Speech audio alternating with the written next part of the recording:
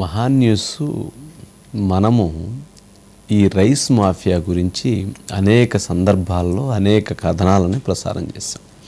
అదేవిధంగా స్వయంగా కాకినాడకి వెళ్ళి కాకినాడలో జరుగుతున్నటువంటి పోర్టు సెంట్రిక్గా జరుగుతున్న రైస్ మాఫియా గురించి వెల్లడించాం. ఈ అంశాలకు సంబంధించి ఇన్వెస్టిగేషన్ స్టోరీస్ను కూడా మనం ప్లే చేసాం. అయినప్పటికీ దీని పర్యవసానము అంత జరుగుతున్నా కానీ, అంత డ్రైవ్ చేస్తున్నా కానీ ఈ రైస్ మాఫియా ఎక్కడో దగ్గర తమ కార్యకలాపాలను కొనసాగిస్తూ వచ్చింది. స్వయంగా మంత్రి నాదెండ్ల మనోహర్ గారు కాకినాడ పోర్టుకెళ్ళి 51,000 మెట్రిక్ టన్నులని పీడిఎస్ రైస్ని పట్టుకున్నారు. అదేవిధంగా ప్రతి వారానికి ఒక దగ్గర డ్రైవ్ చేసి పట్టుకుంటూ ఉన్నారు. అయినా కానీ రైస్ మాఫియా ఎక్కడా భయపడనటువంటి పరిస్థితి.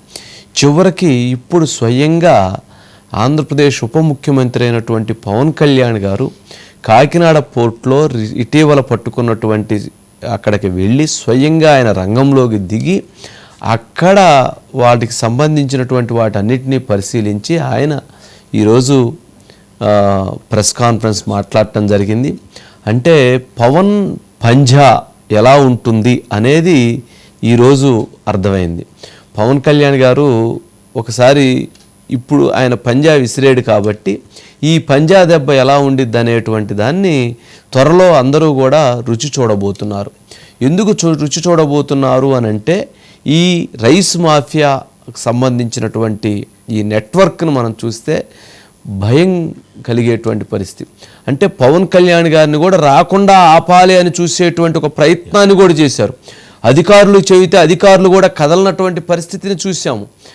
అటువంటి ఒక మాఫియా నెట్వర్క్ని వాళ్ళు నడిపిస్తూ ఉన్నారు. గతంలో ఎవరైతే వైసీపీ ప్రభుత్వం ఉన్నప్పుడు నడిపినటువంటి మాఫియా ఉందో అదే మాఫియా ఇప్పుడు కూడా రకరకాలుగా దీని మొత్తాన్ని నెట్వర్క్ని కదిలించి మొత్తాన్ని కూడా ముందుకు తీసుకెళ్ళినటువంటి పరిస్థితిని మనం చూడొచ్చు. అంటే ఇక్కడ మనం ఫైనల్గా చూస్తే ఇక్కడ వకీల్ సాబ్ ట్రీట్మెంట్ ఇవ్వాలా లేక భీమ్లా నాయక్ ట్రీట్మెంట్ ఇవ్వాలా అనేటువంటి దాన్ని ఏ ట్రీట్మెంట్ ఇవ్వాలనే దాన్ని ఇప్పుడు వారు ఫైనల్ చేయబోతున్నారు. వారికి మాత్రం ట్రీట్మెంట్ అయితే తప్పదు. ఇంతవరకు ఈజ్ క్లియర్. షిప్ సీజ్ అయిపోయింది. ఎవరో పవన్ కళ్యాణ్ గారు వెళ్ళటంతో షిప్ సీజ్ అయిపోయింది. అంటే ఇది ఎలాంటి పరిస్థితి? పీడిఎస్ నుంచి RDX, PDS to RDX, PDS mafia నుంచి ఆర్డిఎక్స్ ఉగ్రవాదుల మాఫియా వరకు దీని లింక్స్ని కట్టడి చేయాల్సినటువంటి అవసరం ఉంది. అంటే ఈ జరుగుతున్నటువంటి పరిణామాలు భవిష్యత్తులో ఎటువంటి ప్రమాదాలకైనా కూడా వెళ్ళవచ్చు. కావున వీటిని కట్టడి చేయాల్సినటువంటి అవసరం ఉంది అని ఆయన స్వయంగా చెప్పటం జరిగింది. అంటే ఈ మాఫియా యొక్క నెట్వర్క్ ఏ స్థాయిలో ఉందని చెప్పటానికి ఇంతకంటే నిదర్శనం ఏమీ లేదేమో. సరే, ఈ మొత్తం ఎపిసోడ్లో మనము 3 అంశాల గురించి ప్రధానంగా చెప్దాం. కాకినాడ పోర్ట్లో యాంకరేజ్ పోర్ట్ అనేటువంటి ఒక పోర్ట్ సెంట్రిక్గా జరిగినటువంటి ఒక మాఫియా నెట్వర్క్ను చూస్తే భయభ్రాంతులు చెందాల్సిన పరిస్థితి ఏర్పడుతుంది. ఒక గ్రామంలో ఉన్నటువంటి రేషన్ షాపు దగ్గర నుంచి బియ్యాన్ని ఎత్తేటువంటి ఆ నెట్వర్క్ అక్కడ దాదాపు ఒక 2 టన్నులో 3 టన్నులో 5 టన్నులో వస్తే అక్కడ నుంచి మొదలయ్యేటువంటి ఒక నెట్వర్క్ అక్కడ నుంచి మిల్లర్స్ దగ్గరికి వస్తుంది. అంటే మండల్ లెవెల్, ఒక విలేజ్ నుంచి మండల్ లెవెల్లోకి వస్తుంది, మండల్ లెవెల్ నుంచి కాన్స్టిట్యున్సీ లెవెల్లోకి వచ్చింది, కాన్స్టిట్యున్సీ నుంచి డిస్టిక్ లెవెల్లోకి వస్తుంది, డిస్టిక్ లెవెల్ నుంచి కాకినాడ పోర్టుకో లేదా వైశాఖ పోర్టుకో లేకపోతే చెన్నైకో లేక బెంగళూరుకి ఇట్లా లేదా లిక్కర్ ఫ్యాక్టరీలకు ఇట్లా ఆ మొత్తం నెట్వర్క్ వెళ్ళేటువంటి పరిస్థితి ఏర్పడుతుంది. ఈ మొత్తం నెట్వర్క్లో ఈ మాఫియాలో ఎక్కడైతే మిల్లర్స్ దగ్గర నుంచి ఎక్స్పోర్ట్కి లింక్ అయ్యి ఉండిద్ది అనమాట ఈ మాఫియా మొత్తం. దీంట్లో చాలామంది పాత్రలు, చాలామంది రాజకీయ నాయకుల పాత్రలు, చాలామంది యొక్క వ్యవహార అధికారుల పాత్రలు చాలా ఉన్నాయి ఇందుట్లో స్పష్టం. కాకపోతే ఈ ఎక్స్పోర్ట్ జరిగేటప్పటికి వచ్చేటప్పటికి ఇది ఒక పెద్ద మాఫియా, దీనికి సంబంధించినటువంటిది చాలా బలంగా పనిచేస్తూ ఉంటుంది. అది ఎంతటి మాఫియా అని అంటే అవసరమైతే ఏ రకమైనటువంటి పరిస్థితులైనా, ఏ రకమైనటువంటి సిచ్యువేషన్లైనా, ఏ రకంగానైనా సరే అవతల వ్యక్తుల్ని భయభ్రాంతులకు గురి చేసేటువంటి పరిస్థితులు ఉన్నటువంటి మాఫియా అది. ఆ మాఫియాకు సంబంధించినటువంటి దాంట్లో ఒకటి వాళ్ళు నడిపేటువంటి దాంట్లో రా rice, broken rice, boiled rice, ఈ 3 రైస్ ఎక్స్పోర్ట్స్ అనేది జరిగేది. ఇందులో బాయిల్డ్ రైస్ అనేటువంటి దానికి పెద్దగా వాళ్ళు సపరేటు బిజినెస్ ఎంటిటీ ఉండిద్ది. రా రైసు, బ్రోకెన్ రైస్లో మాత్రం మొత్తం మాఫియా నడిచిద్ది. రా రైస్ అని అంటే ఈ మనం పీడిఎస్ ఏదైతే ప్రతి నెలా వస్తున్న పీడిఎస్ రైస్ని ఇతర రైస్ని లింకప్ చేసుకొని దీన్ని దాంట్లో మిక్స్ చేసుకొని ఈ పీడిఎస్ రైస్ని పంపించేస్తారు. ₹1 మనము పీడిఎస్ రైస్ని పేదవాళ్ళ కోసం ఎవరైతే పేద వ్యక్తులకు ఇద్దామన్నటువంటి ఉద్దేశంతో పీడిఎస్ రైస్ని మనము ఇస్తూ ఉంటాము. పీడిఎస్ రైస్ని ఇస్తుంటాం, ఫ్రీ ఆఫ్ కాస్ట్కి ఇస్తుంటాం. మరి అలాంటి పీడిఎస్ రైస్ని ఇక్కడికి ₹34 ₹35 అమ్ముతారు. ఎక్కడి నుంచి ఎక్కడి దాకా ఆ మార్కెట్ మాఫియా నడిచింది బాబు. విజువల్స్ పవన్ కళ్యాణ్ గారి విజువల్స్ ఉంటాయి, అవి వేయండి అమ్మా, లోపలికి వెళ్ళి పోర్ట్లోకి వెళ్ళి అక్కడి నుంచి ₹34 వరకు నెట్వర్క్ నడిచిద్ది. దీన్ని ఇందాక పవన్ కళ్యాణ్ గారు చెప్పిన దాని ప్రకారంగా ₹70 లేదా ₹65 అక్కడ అమ్ముతారని. ఇక్కడ కాకినాడ పోర్ట్లో ఉన్నటువంటి ఈ వ్యక్తులే ఇక్కడ నెట్వర్క్ మొదలు పెడతారు, అక్కడ కంపెనీలు పెట్టారు. ఇక్కడ కొంతమంది వీళ్ళు సప్లై ఇస్తారు, అక్కడ వీళ్ళు కొనుగోలు చేస్తారు. ఇక్కడ కంపెనీ ఒక కంపెనీ ఉండిద్ది, అక్కడ కంపెనీ ఒక కంపెనీ ఉండిద్ది. ఈ కంపెనీల మధ్య జరిగినటువంటి ఈ ట్రాన్సాక్షన్లో ఇవాళ దొరికింది అదే. ఎవరైతే లవన్ ఇంటర్నేషనల్ అనేటువంటి పేరు మీద నాని అనేటువంటి వ్యక్తి దీనికి కొంత సప్లై చేశారు. దీంతోపాటు అక్కడ ఉన్నటువంటి దాంట్లో చాలామంది ఆ వెజిల్ అంటే ఒక షిప్ని ఒక వెజిల్ కింద మనం పరిగణలోకి తీసుకుంటాం. అక్కడ దాని పేరు ఆ కంపెనీ ఆ షిప్ వెజిల్ పేరు ఏదో ఉంది, షెల్టానా అయితే స్టెల్లా, అది అక్కడికి వెళ్ళారు, దాంట్లోకి ఎక్కించారు. దాంట్లో వీటితో పాటు చాలా కంపెనీలకు సంబంధించిన రైస్ కూడా వచ్చింది. కాకపోతే ఇప్పుడు దాంట్లో ఉన్నటువంటి రైస్ అంతా కూడా చెక్ చేయాలంటే చిన్న ఇష్యూ కాదు. లోపలికి వెళ్ళిన తర్వాత 20,000 టన్నులు 15,000 టన్నులు చెక్ చేయడం చిన్న ఇష్యూ కాదు. మరి ఆ దాంట్లో ఉన్నటువంటి దాంట్లో చాలా పీడిఎస్ ఉందనేది కూడా ఇప్పుడు కూడా వస్తున్నటువంటి సమాచారం. అదేవిధంగా బయట ఉన్నటువంటి చాలా గోడౌన్లో మళ్ళీ ఎక్కించడానికి లోడింగ్ కోసం సిద్ధంగా ఉన్నటువంటిది అక్కడ చాలా ఉన్నదనేటువంటి వస్తున్నటువంటి సమాచారం. మరి ఇంత పీడిఎస్ రైస్ ఇంత పెద్ద నెట్వర్క్ అక్కడికి వెళ్ళుంది అంటే ఎక్కడిది నెల అయింది, 1 month అయింది కదా. ఇప్పుడు ఎక్కడైతే మంత్ బయట డెలివరీ అవ్వాల్సింది పేదలకు వెళ్ళాల్సింది మొత్తం అక్కడి నుంచి కొనుగోలు చేసి దాన్ని అంతా ఇక్కడ తీసుకొచ్చి డెలివరీ చేసేస్తారు. ఇక్కడ వాళ్ళే ఉంటారు, అక్కడ వాళ్ళే ఉంటారు.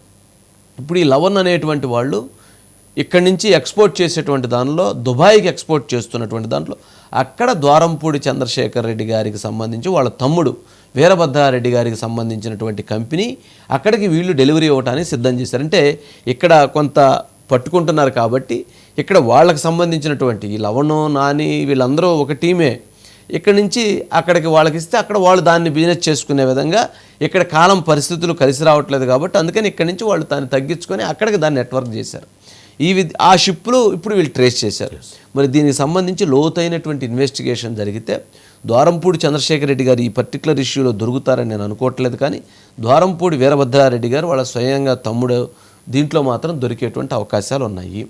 ఇది ఈ కేసుకు సంబంధించి చాలా ఎంక్వైరీ జరగాలి. అధికారులు సహకరించట్లేదు, అక్కడ ఉన్నటువంటి వాళ్ళు ఆ మాఫియాలో భాగమైపోయారు, అక్కడ ఉన్న నెట్వర్క్ ఇది కావట్లేదు. ప్రత్యేక అధికార బృందాన్ని పంపించి దానికి సంబంధించిన మొత్తం నెట్వర్క్ చూడాలి. ఇది నెంబర్ 1. నెంబర్ 2, ఇందులో మనం చూసినట్లయితే ఈ ఈ ఈ రా రైసు ఈ బ్రోకెన్ రైస్ అనేటువంటిది ఎప్పుడైతే ప్రభుత్వం రా రైస్ ఎక్స్పోర్ట్ ఆర్డర్ ఆపేసిందో, బ్రోకెన్ రైస్ ఎక్స్పోర్ట్ ఆర్డర్ ఆపేసిందో అప్పుడు గత వైసీపీ ప్రభుత్వంలో వీళ్ళు ఎవరైతే మెయిన్ డీలర్స్ 5 పంచపాండవులలో 5 ఉంటారన్నమాట. బయటికి ఏమన్నా కనపడేదానికి కొంచెం వేరువేరుగా ఉంటుంది కానీ అందుట్లో ప్రధానంగా ఈ 5 పాత్ర చాలా కీలకమైంది. వాళ్ళ 5 గురించి కూడా మనం చెప్పాల్సినటువంటి అవసరం ఉంది. ఈ 5 అనేటువంటి వాళ్ళు పోయి కోర్టుకు వెళ్ళి ఆర్డర్ తీసుకుని మేము ఆల్రెడీ ఇప్పటికే బ్రోకెన్ రైస్ కొనున్నాము, అది ఎక్స్పోర్ట్ చేయకపోతే మేము నష్టపోతా ఉన్నారు అని బ్రోకెన్ రైస్ అని చెప్పి అక్కడి నుంచి రా రైస్ మొత్తాన్ని దాంట్లో ఎక్స్పోర్ట్ చేయటం, లేదా పీడిఎస్ రైస్ మొత్తాన్ని తీసుకొని దాన్ని బ్రోకెన్ రైస్ చేసి దాన్ని ఎక్స్పోర్ట్ చేయటం, ఈ మొత్తం వ్యవహారాన్ని నడిపినటువంటి వ్యక్తులు వీళ్ళ 5.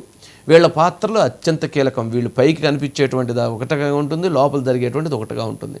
ఇందులో కొంత ఎగ్జంప్షన్ ఎవరికయ్యా అంటే శ్రీనివాస్ గారు అనేటువంటి వ్యక్తి ఆ పీడిఎస్ రైస్ జోలికి పోరు కాబట్టి ఆయనకు ఒక ఎగ్జంప్షన్. ఫ్రంట్ పేస్ ఏమన్నా ఇందులో 5 ప్రధానమైనటువంటి పాత్రదారులు సూత్రధారుల్లో శ్రీనివాస్ గారు అనేటువంటి వ్యక్తి ప్రధానంగా ఫ్రంట్ పేజ్లో పెడతారు. ఆయన ఎక్స్పోర్ట్స్ ప్రెసిడెంట్గా ఆయన పెడతారు. పాత్ర ఆయన అంతే, ఆయన ఊరికి అట్లా ఉంటాం అంటే. ఆయనకి దాంట్లో ఆ ఎక్స్పోర్ట్ అసోసియేషన్కి ఎలక్షన్లు కానీ దాన్ని ఎన్నుకోవటం కానీ ఏమి ఉండదు. అక్కడ వీరభద్రారెడ్డి గారు వస్తారు, రాజు గారు మీరు ప్రెసిడెంట్, శ్రీనివాస్ గారు మీరు సెక్రటరీ, వంశీ గారు మీరు ట్రెజరరు, అది ఆయన మెంబరు, ఈయన మెంబరు, మీ 5గురు దీన్ని రూల్ చేయండి అంటారు. అంతే, ఇంకా అక్కడ ఏమి ఉండదు. ఆయన స్టాంప్ వేసాడు, అది జరిగిపోయింది అనమాట. అటువంటి ఒక విచిత్రమైనటువంటి ద రైస్ ఎక్స్పోర్టర్స్ అసోసియేషన్ అని ఒకదాన్ని నెలకొల్పుకున్నారు. దీంట్లో 5గురు ఉన్నారు. ఈ 5గురు ప్రధానం, ఇంతకుముందు చెప్పాను కదా, 5గురు చాలా లోతుగా వినాల్సినటువంటి తెలుసుకోవాల్సిన అంశం. ఈ 5గురిలో శ్రీనివాస్ గారు అనేటువంటి వ్యక్తి ఎక్స్పోర్టర్స్ ప్రెసిడెంట్, ఆయన పేరుకి ప్రెసిడెంట్. ఆయన పక్కన ఉన్నటువంటి దాంట్లో దాన్ని నడిపించేటువంటి వాళ్ళు వినోద్ అగర్వాల్ అని చెప్పని ఇప్పుడు ద్వారంపూడి చంద్రశేఖర్ రెడ్డి గారితో పాటు అక్కడ డ్యాన్స్ చేస్తూ ఉన్నాడు ఒక ఆయన.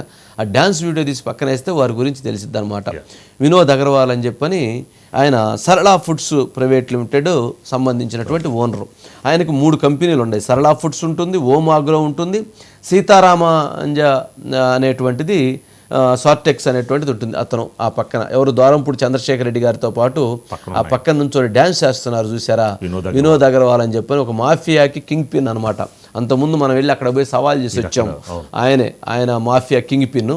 సరే, ఆయనకి ఇంకొంచెం టైం ఉంది, దీనికి సంబంధించినటువంటిది ఏంటి ఎలా అనేటువంటిది ఇంకొంచెం ఇన్వెస్టిగేషన్ జరగాల్సిన అంశం ఉంది. వారు సరళా ఫుడ్స్, వినోద్ అగర్వాల్, అంటే వాళ్ళిద్దరు అనుబంధం చూడండి. ద్వారంపూడి చంద్రశేఖర్ రెడ్డి గారితో వారికి ఉన్న అనుబంధం చూసిన తర్వాత కూడా ఇంకా వారి గురించి మనం పెద్ద గొప్పగా చెప్పాల్సిన అవసరం లేదు. ఇక తర్వాత శ్రీ చిత్ర అగ్రి ఎక్స్పోర్ట్స్ భాస్కర్ రెడ్డి గారని, ఈయన ఏమీ లేదు, వీరభద్రారెడ్డి గారికి బెనామీ. అంటే ఎవరు, ద్వారంపూడి చంద్రశేఖర్ రెడ్డి గారికి అత్యంత సన్నిహితుడు. ఆయన వాళ్ళు ఏది చెబితే అది దాంట్లో ఉండేటువంటి వ్యక్తి. 3వ వ్యక్తి మానస క్వాలిటీ ఎంటర్ప్రైజెస్ లిమిటెడ్, ఈయనే వీరభద్రారెడ్డి, ద్వారంపూడి చంద్రశేఖర్ రెడ్డి గారి కంపెనీ వీరభద్రారెడ్డి గారు. ఇక Pattabhi agro foods private limited, ఇందా చెప్పాను కదా ప్రెసిడెంట్, ఆయన ప్రెసిడెంట్ గారిదే ఆ పట్టాభి ఆగ్రో. అలాగే క్లర్క్ ఇండస్ట్రీస్ ప్రైవేట్ లిమిటెడ్, ఇది విపిన్ అగర్వాల్. ఎవరైతే వినోద్ అగర్వాల్కి సొంత తమ్ముడు ఉన్నాడో అతనిదే ఇది. ఈ మొత్తంగా చూసినప్పుడు ఇంకా దీంట్లో మీరు గమనించాల్సింది ఏంటంటే ఈ 5గురు అత్యంత కీలకం. ఈ 5గురు ఎంత కీలకం అని అంటే ఈ రైస్ ఎక్స్పోర్ట్ అసోసియేషన్కి కూడా వీళ్ళే ప్రెసిడెంట్లు, వీళ్ళే సెక్రటరీ, వీళ్ళే అంతా, మిగిలిన వాళ్ళది ఏముండదు, పాత్ర అంతా మిగిలిన వాళ్ళది. ఇది వీళ్ళ 5గురిలో కూడా ఎవరిదే పాత్ర ఉండదు. ఎవరైతే భాస్కర్ రెడ్డి గారు, ద్వారంపూడి చంద్రశేఖర్ రెడ్డి గారు, వీరభద్రారెడ్డి గారు మీరు ఇలా చెయ్యండి, మీరు ఇలా మాట్లాడొద్దు, మీరు ఇలా మాట్లాడండి అంటే వాళ్ళు చెప్పింది అక్కడ జరిగిద్ది. ఇంకా దాని గురించి ఎదురు ప్రశ్న కానీ ఎదురు మాట్లాడటం కానీ ఉండదు. ఈ 5గురు కలిపి ఒక గ్రూప్ ఉంటుంది, వాట్సాప్ గ్రూపు. అవసరమైనప్పుడు 5గురు కలిసి వాట్సాప్ గ్రూప్లో మాట్లాడుకోవటం, లేదా గ్రూప్ కాల్ మాట్లాడుకోవటం, లేదా ఇంకోటి చేయటం అనేటువంటిది నెట్వర్క్ నడిచింది. వీళ్ళ యొక్క శక్తి ఎంత ప్రభావవంతమైనటువంటి అంటే ఢిల్లీని కూడా శాసించేశారు, సముద్రాన్ని శాసించారు, అక్కడ ఢిల్లీని శాసించారు, పోర్టుని శాసించారు, ఆంధ్రప్రదేశ్ ప్రభుత్వాన్ని శాసించారు, అధికార యంత్రాంగాన్ని శాసించారు అని చెప్పడానికి ఒక సింపుల్ ఎగ్జాంపుల్ ఉదాహరణ ఏంటంటే 2023 నెలలో వీళ్ళకి government of India ministry of finance నుంచి వీళ్ళకి ఒక ఆర్డర్ వచ్చింది. ఆర్డర్ ఏంటి అని అంటే దీనికి సంబంధించినటువంటి దాంట్లో వీళ్ళు ఎవరైతే ఈ బ్రోకెన్ రైస్కి సంబంధించి 112,500 మెట్రిక్ టన్నుల ఆర్డర్ని వీళ్ళు తెచ్చుకున్నారు. ఏది టెండర్స్ లేకుండా ఈ 5గురు, ఇదిగో గవర్నమెంట్ ఆర్డర్, ఇదిగో government of India, government of సంబంధించినటువంటి దానికి 112,500 మెట్రిక్ టన్నులు ఈ 5గురు కూడా వీళ్ళు డెలివరీ చేసేటట్టు, ఒక్కొక్కరు 22,500. దీనికి టెండర్లు లేవు, దీనికి అసలు ఎటువంటి పిలవలేదు. డైరెక్ట్గా వీళ్ళ 5గురికి ఆర్డర్ ఇచ్చేశారు. అది ఇంతవరకు భారతదేశ చరిత్రలో ఒక విపత్తులు వచ్చినప్పుడు తప్ప అట్లాంటి పరిస్థితులు ఎప్పుడూ ఇవ్వలేదు. DGFT వాళ్ళు ఈ ఆర్డర్ ఇచ్చేశారు. ఈ ఆర్డర్ ఇచ్చేసిన తర్వాత వీళ్ళు తెచ్చేసి దీన్ని ఎక్స్పోర్ట్ చేయటం మొదలుపెట్టారు. అప్పుడు ఎవరైతే మిగిలినటువంటి వాళ్ళందరూ పంచాయతీ పెట్టారు, ఏంటండి ఇది, మరి అసలు టెండర్ లేకుండా ఆర్డర్ ఏంటి, ఇది ఎలా తీసుకొస్తున్నారు, ఎలా వెళ్తున్నారు అన్నప్పుడు పెద్ద మనుషుల పంచాయతీ జరిగింది. వీరభద్రారెడ్డి గారు పెద్ద మనిషి పంచాయతీ చేశాడు. ఏంటి, దీంట్లో వచ్చేటువంటి ఆదాయాన్ని మిగిలిన వాళ్ళందరికీ కూడా పంచుతాము అని. ఆ పంచాల్సినటువంటి ఆదాయం ఏంటి, రాజీ ఫార్ములా, మేము తెచ్చుకున్నాం, మేము చేసేస్తున్నాం, కాకపోతే ఇది అసోసియేషన్ కింద అందరూ పంచుతామని. ఈ పంచేదాని కింద 70 కోట్ల రూపాయలు సుమారుగా మిగిలిన వాళ్ళందరికీ పంచాలి. కానీ అప్పటి నుంచి ఇప్పటి వరకు పంచలేదు. ఆ 70 కోట్లు కూడా వీళ్ళు 5గురు చక్కగా వాటాలు వేసుకొని వాడేసుకుంటున్నారు అనేటువంటిది అందుతున్నటువంటి సమాచారం. దీనికి ఏదన్నా ఎవిడెన్స్లు అంటారనుకోండి, చక్కగా నేను ఎవరైతే డిబేట్ పెడతారో నేను కాకినాడ వచ్చి నేను ఆ డిబేట్లో కూర్చొని నేను వాటికి సంబంధించి ప్రూవ్ చేయగలుగుతాను. మీరెవరన్నా స్టూడియోకి డిబేట్కి వస్తానంటే ఈ 5గురిలో నేను ఈ 5గురిని కూర్చోబెట్టి, లేదా ఒకరిగా అయితే 5గురు వచ్చినా సరే పంచపాండవులలే 5గురిని కూర్చోబెట్టి నేను డిబేట్ చేస్తాను. ఇంత స్పష్టంగా చెబుతున్నాను. ఎందుకు అని అంటే నడిపించేది మొత్తం వీరభద్రారెడ్డి, ద్వారంపూడి చంద్రశేఖర్ రెడ్డి గారి పాత్ర దీంట్లో వేరే లెవెల్, ఈ లెవెల్లో కాదు. ఇక్కడ నడిపించేటువంటి వ్యక్తి ఆయన. ఈ 5గురు చేసినటువంటి దీంతో అప్పుడులో ఉన్నటువంటి ఛత్తీస్గఢ్, ఢిల్లీకి సంబంధించినటువంటి వాళ్ళు దీనిపైన ఇంత అన్యాయం జరుగుతున్న వాళ్ళు కోర్టుకు వెళితే వాళ్ళని అతి బలవంతంగా దీన్ని పెట్టి ఆపివేశారు. ఈ రకంగా ఆగిపోయింది. ఇప్పుడు దీంట్లో వచ్చినటువంటి దాంట్లో 200 కోట్లు ఎంతో మిగులుతాయి కదా, మిగిలినటువంటి దాంట్లో పంచాల్సినటువంటి 70 కోట్లు మాత్రం పంచలేదు. ఆ 70 కోట్లు వాళ్ళ దగ్గరే ఉన్నాయి. చూడండి ఎంతటి దుర్మార్గమైనటువంటి చర్యలు. సరే, ఈ 5గురికి సంబంధించినటువంటి దాన్ని మనం చూస్తే మానస ఎక్స్పోర్ట్స్ ఎవరు? వీరభద్రారెడ్డి గారు. మానస ఎక్స్పోర్ట్స్ మనం చూస్తే వీళ్ళు గత 5 సంవత్సరాల్లో అంటే 19 నుంచి 25 వరకు మనం చూసుకుంటే 5,72,890 మెట్రిక్ టన్నులు వీళ్ళు సప్లై చేశారు. అంటే అధికారం వచ్చిన తర్వాత వీళ్ళు గతంలో వీళ్ళ జీవితకాలం మొత్తంలో అన్ని సంవత్సరాలు గత 15-20 సంవత్సరాల్లో కూడా 2 లక్షలకు మించి 3 లక్షల మించి పోలేదు. కానీ లాస్ట్ 5 ఇయర్స్లో మాత్రం అందుట్లో బ్రోకెన్ రైస్ చాలా హై ఎండ్ ఎక్స్పోర్ట్ చేసినటువంటి చరిత్ర వీళ్ళు దీంట్లో ఇది కాగలిగింది.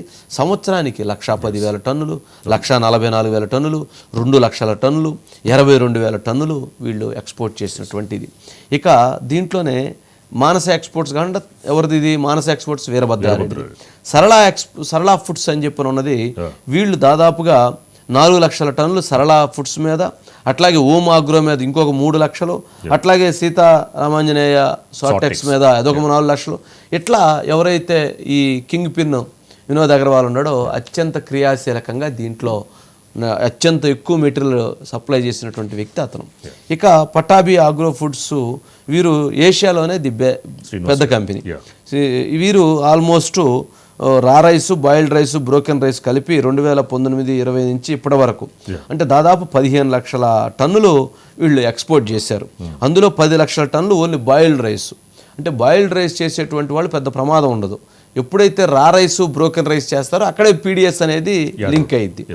అందుకని ఈయన చేసినటువంటి దానికంటే వాళ్ళు చేసినటువంటి యొక్క చరిత్ర చాలా పెద్దది. ఈ పెద్ద నెట్వర్క్, ఈ మాఫియాని మనం ఒక్కసారి గమనిస్తే ఎందుకు చెప్తున్నాను అని అంటే ప్రజల సంపదని, ప్రజల సొమ్ముని ఏ రకంగా కొల్లగొట్టి, ఏ రకంగా దోపిడీ చేసి ఎన్ని వేల కోట్ల రూపాయలు సంపాదిస్తున్నారో తెలుసుకోమని చెప్తూ ఉన్నాను.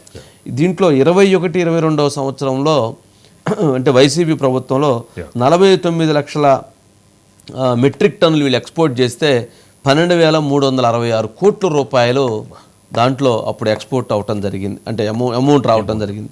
2022-23లో 51 లక్షల టన్నులు మెట్రిక్ టన్నులు ఎక్స్పోర్ట్ అయితే దాదాపు 14,000 కోట్ల రూపాయలు దీనికి సంబంధించినటువంటి పేమెంట్స్ రావటం జరిగింది. 23-24లో ఆల్మోస్ట్ 6 లక్షల టన్నులు చేశారు. 8,500 కోట్ల రూపాయలు రావటం జరిగింది. ఇవన్నీ వేల కోట్లు అండి, వేల కోట్లు. ఇది వీటికి సంబంధించినటువంటి ఒక గణాంకాలు. ఇట్లాంటి గణాంకాలు చెప్పాలంటే చాలా చెప్పొచ్చు. వీటికి ఇవన్నీ ఇంత పెద్ద ఎపిసోడ్లో ఇంత పెద్ద మాఫియాని అరికట్టడం కోసం కూటమి ప్రభుత్వం చంద్రబాబు నాయుడు గారు స్వయంగా దీని మీద పీడీ యాక్ట్ తీసుకురావాలని లాస్ట్ టైం క్యాబినెట్లో దీనిపైన పీడీ యాక్ట్ కూడా ఫైల్ రెడీ చేసి క్యాబినెట్ ఆమోదం తెలిపింది. ఆ పీడీ యాక్ట్ ఫైల్ ఇప్పుడు గవర్నర్ గారి దగ్గరికి వెళ్ళుంది. మరి సంతకం అయిందో లేదో తెలియదు కానీ ఇప్పుడు అక్కడికి వెళ్ళుంది. మరి పీడీ యాక్ట్ పెడుతున్నాం అన్నప్పటికీ కూడా అంత భయం లేకుండా, అంత విచ్చలవిడిగా, అంత మాఫియా అంత చెలరేగిపోయి వాళ్ళు నడుపుతున్నారంటే దాన్ని ఏమనాలి, ఏం చెప్పాలి? అంత పెద్ద నెట్వర్క్ను వాళ్ళు నడిపిస్తున్నారంటే దీంట్లో వీరు సరే ఇంతకుముందు మనం చెప్పినట్లు ఈ మొత్తం ఎపిసోడ్లో వీళ్ళు ఇలా చేస్తారు. ఈ the rice exporters association Tria వీళ్ళు దీంట్లో షిప్మెంట్కి 50 పైసా వసూలు చేస్తారు. ఏది ప్రతి ఒక్కరు ఎవరు ఎక్స్పోర్ట్ చేసుకున్నా కానీ వాళ్ళకి 50 పైసా కట్టాలి. ఆ 50 పైసా కట్టి వచ్చినటువంటి డబ్బులు మొత్తాన్ని ఈ 5గురు ఢిల్లీ పోయినా, ఎవరికైనా బ్రైబ్స్ ఇచ్చినా, లంచాలు ఇచ్చినా, ఎవరికైనా ఇచ్చినా కానీ వాటన్నిటిని దాంట్లో మెన్షన్ చేస్తారు. వాళ్ళ అకౌంట్స్ బుక్స్ ఉంటాయి కదా, the rice exporters association books ఉంటాయి కదా, ఆ బుక్స్ ఓపెన్ చేసి ఎవరికి ఎంత ఇచ్చారో తీస్తే దాంట్లో చాలామంది జాతకాలు బయటపడతాయి. చాలామంది జాతకాలు బయటపడతాయి. అందులో ఎమ్మెల్యేలు ఉండొచ్చు, ఎంపీలు ఉండొచ్చు, అధికారులు ఉండొచ్చు, కలెక్టర్లు ఉండొచ్చు, ఐపీఎస్లు ఉండొచ్చు. చాలామంది చాలా పాత్రలు ఉన్నాయి. ఎవరెవరికి ఎంత ఇచ్చారో ఆ రికార్డ్స్ని కనుక తీస్తే ఆ రికార్డ్స్ బయటపడతాయి. రేపు ఇవన్నీ బయటకు వస్తాయి. ఇంకేముంది, రికార్డ్స్ వంశీ గారు చెప్పేశారు, ఈ రికార్డ్స్ని తీసుకొని పోయి సముద్రంలో పడేద్దాము అని చెప్పని అనుకుంటారేమో. జాగ్రత్త, ఆ రికార్డ్స్ ఇప్పుడు మాయమైనవి అనేటువంటిది ఇంకొక కేసు అయ్యిద్ది. అంటే మీరు ఎక్కువ తప్పు చేశారనేది ఇంకా ప్రూవ్ అయ్యిద్ది. అందుకని రికార్డ్స్ని అలాగే ఉంచండి. అధికారులు వస్తారు, వాళ్ళకి ఇవ్వండి. అది సిఐడి అయిద్దా, సిబిఐ అయిద్దా, సిట్ అయిద్దా, ఈడీ అయిద్దా, వాళ్ళకి ఇవ్వండి. భద్రంగా వాళ్ళు చూసుకొని, వాళ్ళు నోట్ చేసుకొని, వాళ్ళు వాళ్ళ పని వాళ్ళు చేసుకొని ఇవ్వండి. అమ్మో వచ్చేసింది అని చెప్పి చించేస్తామంటే మాత్రం కుదరదు అనేదాన్ని అర్థం చేసుకోండి. ఇక ఎంత ఇదిగా చేస్తున్నప్పుడు అండి, ఎంత వీళ్ళ వెనకాల అంటే సెంట్రల్ లెవెల్లోనే పెద్ద అండదండలు ఉంటేనే ఇది సాధ్యం అవుతుంది. మీకు టెండర్ ఇవ్వకుండా భారతదేశ చరిత్రలో ఒక ఆర్డర్ రావటం అనేది జరగదు. టెండర్ లేకుండా ఆర్డర్ వచ్చింది. ఇది ఒక్కటే కాదు, గాంబియాకి కూడా ఈ ఓమ్ అగ్రోకి, సరళా ఫుడ్స్కి 12,500 వచ్చింది టెండర్ లేకుండా. ఏంటండి ఇది? 1,12,500 మెట్రిక్ టన్నులు అట్లయింది సార్. అసలు ఎలా వస్తుంది? సాధ్యమైద్దా? ఇలాంటివి ఒకటి కాదు, చాలా ఉన్నాయి. ఇందులో వీళ్ళు చేసినటువంటివి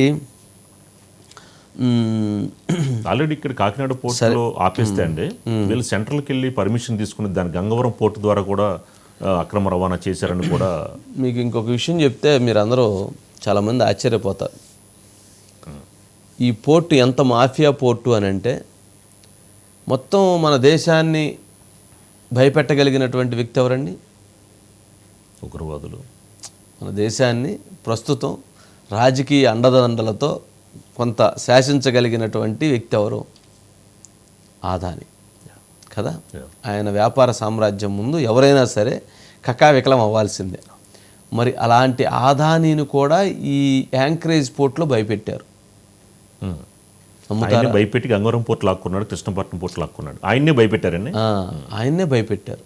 కాకినాడ యాంకరేజ్ పోర్ట్లో ఆదానీ కంపెనీని భయపెట్టినటువంటి వ్యక్తులు ఎవరైనా ఉన్నారంటే వీళ్ళు.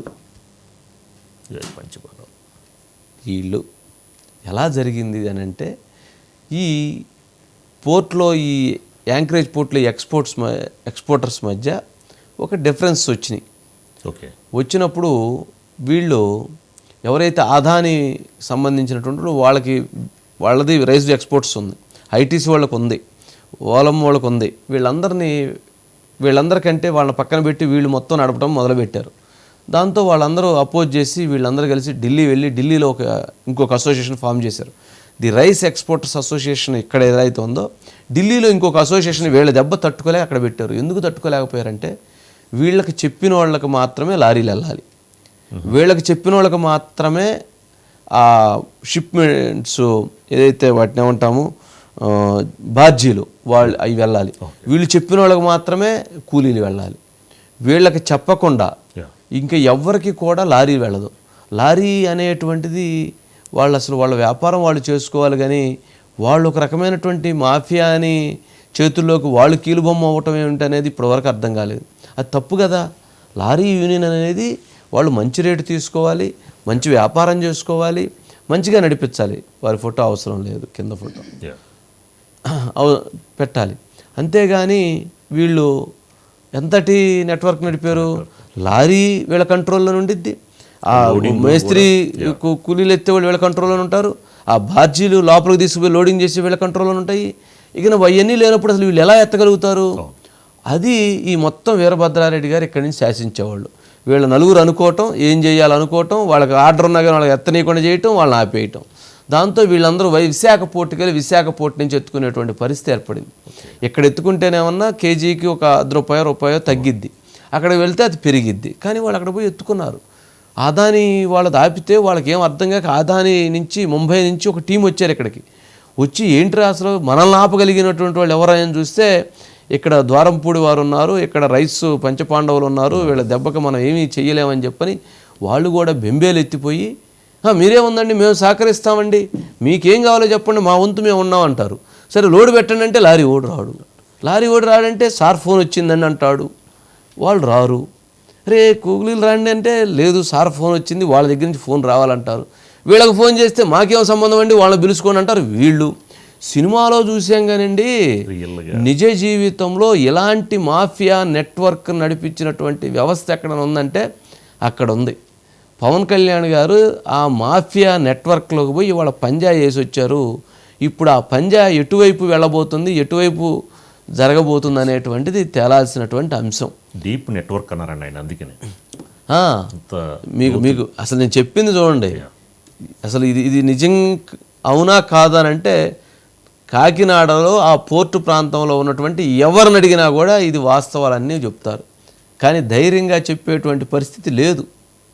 మరి అటువంటి ఒక మాఫియా నెట్వర్క్ సామ్రాజ్యాన్ని నడిపారు. మరి ఇటువంటి వాటిల్లో మనం చూస్తే చాలా అంశాలు. పోలీస్ అధికారులు, సివిల్ సప్లైస్ అధికారులు వీళ్ళందరూ ఏంటంటే వాళ్ళకి భయపడేనా, మరి వీళ్ళు ఎందుకని స్పందించట్లేదు అంటే ఇక్కడ పైకి చూడటానికి అంతా కూడా ఒక నెట్వర్క్ బాగానే ఉంటుందండి, లోపల జరగాల్సిందంతా జరిగిపోయిద్ది. ఇప్పుడు డిఎస్ఓ ఉన్నాడు, కనీసం కొత్త ప్రభుత్వం వాళ్ళు వచ్చిన తర్వాత పోస్టింగ్ లేచారు, కొంచెం బాధ్యతతో వ్యవహరించాలి కదా. వాళ్ళు కూడా కకృతి పడిపోయి ఇదిగో లోడ్కి ఇంత, రోజుకు 1200 లోడ్లు వస్తాయి, లోడ్కి ఇంత, రోజుకు వాళ్ళకి ఒక 50,000 1,00,000 వచ్చింది అనుకోండి, ఇంకేం కావాలి వాళ్ళకి? వాళ్ళు ఎక్కడో దగ్గర అక్కడికి వచ్చిన వాళ్ళని ఎక్కడో దగ్గర రేటుకి కొనటమే. ఈ నెట్వర్క్ మాఫియాని ఎక్కడో దగ్గర రేటుకి కొనేయటమే. మరి కలెక్టర్ గారికి జాయింట్ కలెక్టర్ గారికి తెలవదా అక్కడ ఏం జరుగుతుందో తెలవదా? వాళ్ళు పట్టుకోకూడదా? డిఎస్ఓలు పట్టుకోకూడదా? విజిలెన్స్ పట్టుకోకూడదా? మంత్రులు, ఉప ముఖ్యమంత్రులు వచ్చి పట్టుకోవాలా? ఏం కర్మండి? ఎందుకండి మీరు అధికారులుగా ఎందుకు ప్రజల్ని బాధ్యత తీసుకొని మీరు పనిచేయాల్సినటువంటి వాళ్ళు అమ్ముడు పోతారా? అంటే ఎవరైతే అమ్ముడు పోయారో వాళ్ళనే, నేను అందరిని అంటలా. కానీ అంత పెద్ద మాఫియా నడుస్తుంటే ఎట్లా ఊరుకుంటారండి? ఇది దాంట్లో జరిగినటువంటి అంశం. మరి ఇటువంటివన్నీ చూస్తే మనకి సీఎం గారిని షిప్ చుట్టూ తిప్పుతూ కూడా పైకి వెళ్ళడానికి ఎందుకు లేని దాన్ని పోర్ట్ అధికారులు ఆయన కూడా మ్యానిపులేట్ చేసే ప్రయత్నం చేశారంట. ఇప్పుడు పోర్టు లోపల పోర్టు అధికారులకి ఆ వచ్చినటువంటి మెటీరియల్ని చెక్ చేసే రైట్ ఉండదు. పోర్టు లోపలికి వచ్చేటప్పుడు మాత్రమే ఏదైనా సరే బయట చెక్ చేయాలి. పోర్టు లోపలికి వచ్చిన తర్వాత పోర్టులో ఉన్న అధికారులు ఎన్ని టన్నులు వచ్చింది, ఎన్ని వెళుతుంది అనేది మాత్రమే ఉండిద్ది.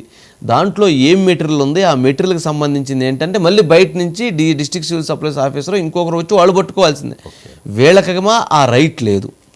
వచ్చిందా వెళ్ళిందా ఇంతవరకే వాళ్ళది. ఏం కంటైన్మెంట్, ఏం వచ్చింది, ఏం వెళ్ళింది. రైసా అంటే రైసే చూస్తారు వాళ్ళు. అది బ్రోకెన్ రైసా, లేకపోతే ఇంకోటి రైసా, లేకపోతే ఇంకొకటి దాంట్లో తెల్ల బియ్యం ఉందా, లేకపోతే నల్ల బియ్యం ఉందా, ఎర్ర బియ్యం ఉందా అనేది వాళ్ళు ఇచ్చారు. రైసా అంటే రైస్, ఓకే. వుడ్ అంటే వుడ్, కోల్ అంటే కోలు, అంతే. కోల్లో బ్లాక్ కోలా, లేకపోతే ఇది నార్మల్ కోలా, లేకపోతే స్పెషల్ కోలా, ఇది ఉండదు వాళ్ళకి. వాళ్ళ దాన్ని చెక్ చేయాల్సినటువంటి వాళ్ళు ఇక్కడ బయట. కానీ వాళ్ళు దాన్ని వేసి కుమ్ముడు. ఒకవేళ డ్రగ్స్ 1 సంవత్సరం పోస్ట్కి పని చేస్తే చాలంటండి, అక్కడ 1 year చేస్తే చాలంట, లైఫ్ సెటిల్ అయిపోయింది. సరే, ఇందాక పవన్ కళ్యాణ్ గారు ఒకసారి బయటలో ఉన్నాయి కదా, పవన్ కళ్యాణ్ గారు ఒకసారి బయట్స్ ప్లే చేయండి. ఇది చాలా డీప్ నెట్వర్క్. నేను వస్తాను అంటే నిన్న రాత్రి కూడా నాకు చాలా మంది ఫోన్లు చేసి మెసేజ్లు ఏం పెడతారు, మీరు రావద్దు సార్ ఇక్కడికి అంట. మీరు ఎందుకు రాకూడదు అంటే ఒక 10,000 మంది జీవితాలు అతలాకుతలం అయిపోతాయని. కాకినాడ పోర్టు గాని ఏ పోర్ట్ అయినా గానీ అనుమతి ఇచ్చింది ఎక్స్పోర్ట్ కి, అంతేగాని స్మగ్లింగ్ కాదు. నాకే సహకరించాల పోర్ట్ అధికారులు. షిప్ అక్కడ స్టెల్లా అనే షిప్ ఉంది, దాన్ని సీజ్ చేసి అక్కడ ఆఫ్ చేసాం. లోపలికి వెళ్ళి చెక్ చేద్దామంటే ఈ అనుకూలంగా లేదు మీకు పైకి ఎక్కడానికి అని చెప్పి అక్కడే తిప్పుతున్నాను. ఇక్కడున్న సెక్యూరిటీ అధికారిని అడిగా, చెక్ పోస్ట్ లో సెక్యూరిటీ అధికారి, మీకు పర్మిషన్ ఎవరు ఇచ్చారు, హూ చెక్స్ దిస్ అంటే నో అబ్జెక్షన్ సర్టిఫికేట్ ఉంది. అధికారికంగా ఏమైనా ఉత్తర ప్రత్యుత్తరాలు ఉన్నాయా? సమాధానం లేదు. డిస్ట్రిక్ట్ సివిల్ సప్లైస్ అధికారిని అడిగితే ఓకే, నా కలెక్టర్ గారు చెప్పారు. కలెక్టర్ మీకు అధికారికంగా మీకు ఇచ్చారా? మీకు సమాధానం లేదు. ఉగ్రవాదులు కసాబ్ లాంటి వాడు ఎలా వచ్చాడు, ఎక్కడ మనకి కరాచీ నుంచి బోట్లో వచ్చి కాల్ చేశాడు. ఎస్పీ గారికి నేను స్వయంగా పిలిచి చెప్పా, ఇది వల్నరబుల్ గా ఉంది port, please focus on it అంటే ఇప్పుడు దాకా రిపోర్ట్ లేదు నాకు. ఇంకా కలెక్టర్ గారు ఇంకొంచెం ఇనిషియేటివ్ తీసుకొని చేయబట్టి మా మనోహర్ గారు ఒక టీమ్ లాగా పనిచేసి ఈ రోజు నేను పట్టుకోగలిగారు. ఫస్ట్ దీనికి సంబంధిత పోర్ట్ ఎవరు, సిఇఓ ఎవరో, ఈ స్టేక్ హోల్డర్స్ ఎవరు, వాళ్ళకి నోటీసులు పంపించండి. వాళ్ళకి ఆ షిప్ ని సీజ్ చేయండి. ఇది మ్యారిటైమ్ సెక్యూరిటీకి, నేషనల్ సెక్యూరిటీకి చాలా ఇబ్బందిగా ఉంది. ఇక్కడ కీ ఇన్స్టాలేషన్స్ ఉన్నాయి. ఇక్కడ ఓఎన్జీసీ గ్యాస్ నిక్షేపాలు చాలా కీ ఇన్స్టాలేషన్స్ ఉన్నాయి. హైదరాబాద్ లో చూసాం, గోకుల్ చాట్ బండార్ లాంటి చోట కూడా వచ్చేసారు. ఇక్కడ వచ్చి ఒక 10 మంది ఉగ్రవాదులు వచ్చి ఎడాపెడగా కాల్ చేస్తే దిక్కు లేదు. ఇక్కడ మీ సీఈఓ ఎవరు, ఆ సీఈఓ లేడు. ఇక్కడ ఓనర్ ఎవరు అంటే ఇద్దరు పేర్లు చెప్పారు. వన్ ఇస్ అరబిందో వాళ్ళదంట. పోర్ట్ ఎవరి కంట్రోల్లో ఉంది? Purely it's not government, it's purely private control port ఇది. అలాగే నా దృష్టికి 2 పేర్లు వచ్చింది. ఒకటి అలీషా అనే పేరు చాలా పదే వినిపిస్తా ఉంది. నాకు అర్థం కాదు ఎవరు ఈ అలీషా, ఎవరు అని. అలాగే ఇందాక చూస్తే దాదాపు 16 కంపెనీలు ఉన్నాయి. స్మగ్లింగ్ అలవాటు అయిన వాళ్ళు, క్రిమినల్ యాక్టివిటీస్ కి అలవాలం అయిపోతే, tomorrow it will be RDX, tomorrow it will be weapons, tomorrow it will pose as a great threat for national security. చేతులు గాలేక ఆకులు పట్టుకున్నట్టు ఉంటుంది. అలాగే దీన్ని ఖచ్చితంగా హోమ్ మినిస్ట్రీ దృష్టికి అయితే తీసుకెళ్తాను. ఇక్కడ నుంచి ఎంత డ్రగ్స్ వెళ్ళిపోయినా కూడా మనకు తెలియదు. ఈ రోజున ఎవరు కాపాడుతున్నారు వీళ్ళని, ఏ స్థాయి వ్యక్తులు కాపాడుతున్నారు, ఇవన్నీ చూడాలి. Do you know how dangerously you guys are operating? Would you take the responsibility if some terrorist come attack the key installations here? Would you take responsibility? Can you handle that pressure? ప్రమాదాలు చెప్పొస్తాయా? మీరందరూ ఎలా వదిలేశారు sir? నాకు అర్థం కాదా. Political pressures ఉన్నాయని చెప్పి నేషనల్ సెక్యూరిటీని వదిలేస్తారా? అంటే ప్రైవేట్ పోర్ట్ అంటే అకౌంటబిలిటీ లేదని ఎందుకు అనుకుంటారు? అంటే మీరు కంపెనీలు కొని పోర్ట్లు పెట్టి ఇన్వెస్ట్ చేస్తే ఏదైనా చేసేయచ్చా? Who is the owner of Aurobindo? What's his name? Who is your CEO? Praveen. Ask Praveen Aditya to come to Mangalagiri. SP కనిపించాడు ఇక్కడ. Very strange. SP takes a leave. Exactly నేను వచ్చే టైంకి ఎస్పీ సెలవు తీసుకుంటాడు. బాగుంది కదా. ఇక్కడ నుంచి మీకు ఎంత గంజాయి వెళ్తుందో మీకేం తెలుసు? Home ministry is quite serious. చాలా అంశాలండి. నేషనల్ థ్రెట్ గురించి ముఖ్యంగా ఆయన మాట్లాడడం జరిగింది. మరి ఒక లెక్క లేదు. అరబిందోకి చాట, చినిగి చాట. అంటే అరబిందోకి చినిగి చాట అని ఎందుకు అంటున్నానంటే, ఆ పోర్టు వాళ్ళది కాదు. ఆ పోర్టు కాకినాడ పోర్టు వాళ్ళది కాదు. సరే, యాంకరేజ్ పోర్ట్ అంటే అది గవర్నమెంట్ అన్నట్టు కంట్రోల్ అనుకుందాం. కాకినాడ పోర్టు వాళ్ళది కాదండి. కాకినాడ పోర్టు కేవీ రావు గారిది. ఆ కేవీ రావు గారి కాకినాడ పోర్టుని మెడ మీద కత్తి పెట్టి ఇలా కత్తి పెట్టి సంతకం పెడతారా పెట్టరా, లేదంటే అరెస్ట్ అయిపోతారు, జైలుకు పోతారు, పెడతారా పెట్టరా. ఇటు తిరుగుదామంటే కూడా తిరగటానికి కూడా లేదు ఆయనకి. అది కూడా టైం ఎంతసేపు? 30 మినిట్స్. 30 మినిట్స్ కదలకుండా ఎలా కూర్చుంటాడు మనిషి? సంతకం పెట్టాలి. అందుకని ఇలా పెట్టారు కత్తి. ఆయన చేత ఇలా పెట్టించి కేవీ రావు గారి చేత సంతకం పెట్టించారు. ఇది అవునా కాదా? మీరు గడప దాటి బయటికి వెళ్ళలేరని చెప్పారు. మీ ఇంటి దగ్గర రైట్స్ ఉన్నాయన్నారు. ఇక్కడ ఇంకోటి జరుగుతుందన్నారు, అక్కడ ఇంకోటి జరుగుతుందన్నారు. చివరికి లాగేసుకొని బలవంతంగా ఆ కేవీ రావు గారిని బయటికి నెట్టివేశారండి. సమాజం ఎంత సిగ్గుపడాల్సినటువంటి అంశం అంటే, ఒక పోర్టు నిర్మాణాన్ని నిర్మించుకున్నటువంటి కాకినాడ పోర్టు సృష్టికర్త లేదా ఆ పోర్టుని ఆ స్థాయిలో నిలబెట్టినటువంటి ఆ కేవీ రావు గారు అనే వ్యక్తిని చివరికి సంతకాలు పెట్టించుకొని మెడబెట్టి బయటికి నెట్టేశారండి. వాట కూడా ఏం లేదండి. ఆ సినిమాలో గనక అత్తారింటికి దారేది సినిమాలో పవన్ కళ్యాణ్ గారి అత్తగా క్యారెక్టర్ వేసిద్ది. ఆ హోటల్కి పోతే ఇంకా మీరు సంతకం పెడతారా లేదా అని చెప్పని ఆమె సంతకాలు పెట్టి ఆడ పడేసి వచ్చేసిద్ది కదా. అప్పుడు పాపం పవన్ కళ్యాణ్ గారు ఉన్నారు కాబట్టి వాడిని 4 పీకి మొత్తానికి స్టేటస్ సెంటర్లా మంత్రి అంటే లైన్లో తీసుకోమని కాలు కొట్టించి ఎట్నో మళ్ళీ తెస్తారు. అది రియల్. కేవీ రావు గారు మెడ మీద కత్తి పెడితే సంతకం పెట్టాడు. ఇది ట్రూ. ఆంధ్రప్రదేశ్లో ఉన్నటువంటి వ్యాపారవేత్తల మెత్తని తెలుసు, ఆంధ్రప్రదేశ్లో ఉన్నటువంటి ప్రతి రాజకీయ నాయకులకి తెలుసు, కూటమి ప్రభుత్వానికి తెలుసు, వైసీపీ ప్రభుత్వానికి తెలుసు, అధికార యంత్రాంగానికి తెలుసు, మీడియా సమాజానికి మొత్తం తెలుసు. అయినా కానీ అప్పుడు అది ఎప్పుడు జరిగింది? 2021-22 జగన్మోహన్ రెడ్డి గారి హయాంలో జరిపింది. మరి ఇప్పుడు ప్రభుత్వం కూటమి ప్రభుత్వం వచ్చింది కదా, మరి కేవీ రావు గారిది లాక్కున్నారు కదా, బలవంతంగా లాక్కున్న కేబీ రావు గారిది అది వెనక్కి ఇప్పించాలి కదా, ధర్మం కదా, న్యాయం కదా. కానీ దాని మీద మాట్లాడట్లా, దాని మీద ముందుకు జరగట్లే. ఇంకా అంటే అరబిందో వాళ్ళు ఆ రకంగా పోర్టును లాగేసుకోవటం అనేది ఎంత దుర్మార్గమైన చర్య. సరే అది పక్కన పెడదాం. సరే ఎవరు లాక్కున్నారు, ఇప్పుడు వారు రమ్మన్నారు కదా. అరబిందో వారు ఆంధ్రప్రదేశ్లో 2-3 ప్రాజెక్టులు చేస్తున్నారు. 2-3 ప్రాజెక్టులు వివాదమైన ప్రాజెక్టులే. ఆ కాకినాడ దగ్గర ఒకటే ఫార్మా కంపెనీ ఒకటి పెట్టారు, పెన్సిలిన్ తయారీది, అది పెద్ద వివాదం అవుతూ ఉంది. దాని గురించి మాట్లాడరు వాళ్ళు ఎవరు, దాని గురించి వర్షం కూడా చెప్పేటువంటి వాళ్ళు ఉండరు. ఎవరు పెట్టినా కానీ మాకేంటి అయితే ఏంటంటే అని చెప్పి బెదిరించుకునేటువంటి ధోరణులు ఏంటి, సభ్య సమాజం ఎటుపోతుంది. సరే అది ఒకటి. సరే మన సబ్జెక్ట్ అది మళ్ళీ పోర్టులు, ఇప్పుడు మళ్ళీ అది కృష్ణపట్నం పోర్టు, ఈ పోర్టులని లాక్కున్నది, అది మళ్ళీ అది ఇంకోటి, అది ఇంకొకరు. ఇప్పుడు దీంట్లో అలీషా అనే పేరు గురించి చెప్పారు. అలీషా అనేటువంటి వ్యక్తి ద్వారంపూడి వారికి రైట్ హ్యాండ్ అనుకోండి. ఒకప్పుడు డీజిల్ ఆడకు వచ్చేటువంటి ఈ వెజల్స్ షిప్లో నుంచి డీజిల్ బిజినెస్ చేయటం మొదలుపెట్టి, అది దొంగ బిజినెస్ సార్ మామూలు బిజినెస్ అది పక్కన పెడితే, అక్కడి నుంచి ఆయన సామ్రాజ్యాన్ని మొదలుపెట్టి అక్కడ నుంచి వీటికి సంబంధించినటువంటి వ్యవహారాలు కార్యకలాపాలు నడుపుతూ ఒక వ్యవస్థని సృష్టించాడు. ఇందాక మనము వీరభద్రారెడ్డి చెప్తే ఎట్లయితే లారీలు ఆగిపోతాయో, ఎట్లయితే ముఠా వాళ్ళు ఆగిపోతారో, ఎట్లయితే ఏమంటాము బార్జీలు ఆగిపోతాయో, అట్లాగే అతను నెట్వర్క్ మొత్తాన్ని ఆపేయటంలో ఇతను పాత్రధారి. అలాంటి వ్యక్తుల్ని ఆడబెట్టి ఒక మాఫియా సామ్రాజ్యాన్ని సృష్టించి ఆ రకంగా చేస్తే ఎక్కడ ఇదవుతారు? వాళ్ళు ఏమైనా కనపడరు, వాళ్ళు కనపడకుండా మాఫియా చేస్తారు. వీళ్ళు కనపడతా మంచిగా నవ్వుతా మెత్తంగా చేస్తారండి బాబు, అది గొప్పతనం. అది అందరికి రాదు, అది అలా చేస్తారనమాట. అది ఇప్పుడు వారు చెప్పినటువంటిది. ఇంకోటి ఏమన్నారు, ఎస్పీ. మరి ఎస్పీ గారిని పిలిపించి దీని మీద ప్రత్యేకమైనటువంటి దర్యాప్తు చూడాలని అని చెప్తే మరి ఆయన ఎందుకు రాలేదో, ఎందుకు దాని మీద దృష్టి పెట్టలేకపోతున్నారో, ఆయనకున్న ఒత్తిడి ఏందో తెలియదు కానీ బట్ సంథింగ్ రాంగ్. ఒక ఉప ముఖ్యమంత్రి గారు వాటికి సంబంధించి అడిగినప్పుడు ఆయన ఎందుకు దానికి దూరంగా ఉంటున్నారు అనేటువంటి దాన్ని మాత్రం ఆయన ఆన్సర్ చేయాలి. ఆన్సర్ చెప్పాల్సినటువంటి బాధ్యత ఎస్పీ గారి మీద ఉంటుంది. మరి ఎస్పీ గారు అక్కడ ఉండి మరి ఆయన ఎందుకు లీవ్లో ఉన్నారు అని చెప్పాను, ఈయన వచ్చినప్పుడు ఆయన లీవ్లో ఉంటున్నారు అని చెప్పాను. సరే అది ఏదన్నా అయ్యి ఉండొచ్చు, బట్ కొంచెం అది చెప్పుకోవటానికి వినటానికి కూడా బాగలేదు కదా. కుటుంబ ప్రభుత్వంలో ఉప ముఖ్యమంత్రి గారు వస్తున్నారంటే ఎస్పీ గారు సెలవు పెట్టడం. రెండోది, అంతకుముందు కూడా పోర్టు గురించి చాలా జాగ్రత్తగా మీరు దానికి అబ్జర్వ్ చేయండి అంటే కూడా అంతవరకు రిపోర్ట్ కూడా ఇవ్వలేదు అని అంటారు. పవన్ కళ్యాణ్ గారు అబ్జర్వ్ చేయరేమని అనుకుంటారు అందరూ, కానీ ఆయన చాలా క్లీన్గా అబ్జర్వ్ చేస్తాడు. మరి ఆయన చెప్పింది ఆయన గుర్తుంది కదా, రిపోర్ట్ కూడా ఇవ్వలేదని గుర్తుంది కదా, మరి ఆయన వచ్చినప్పుడు ఆయన ఉండట్లేదనేది గుర్తుంది కదా, మరి అది నేను అంటాను. అందుకని క్లీన్గా అబ్జర్వ్ చేస్తారు.